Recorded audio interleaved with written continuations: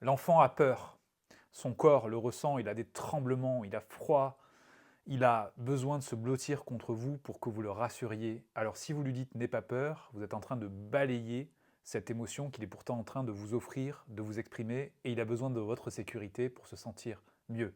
Il a aussi besoin de sentir que vous ne repoussez pas cette émotion, que vous ne l'enfouissez pas, et que vous êtes dans une posture d'écoute par rapport à cette émotion, parce que vous croyez votre enfant.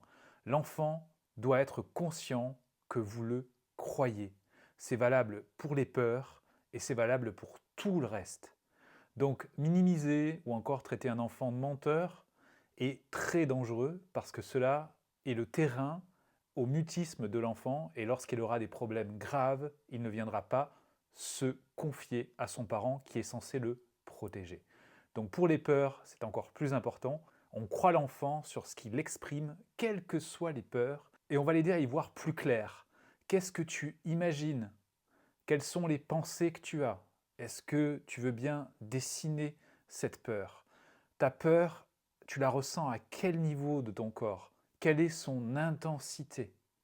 Et surtout offrir donc cette présence, cette écoute sans jugement pour aider l'enfant à cheminer par rapport à son émotion et justement à clarifier ce qui va venir déclencher cette émotion et peut-être qu'il vous confiera une expérience qu'il a vécue où une peur n'a pas été suffisamment accueillie et verbalisée.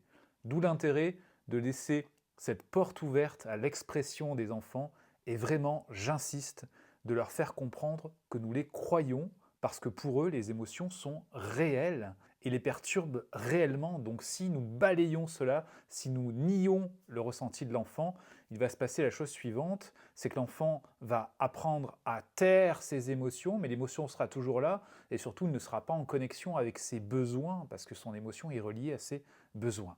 Donc la peur nécessite, comme les autres émotions, d'être accueillie et que l'enfant comprenne qu'il a le droit de ressentir de la peur, et on va l'aider justement à apaiser ses peurs par un accompagnement et une écoute empathique.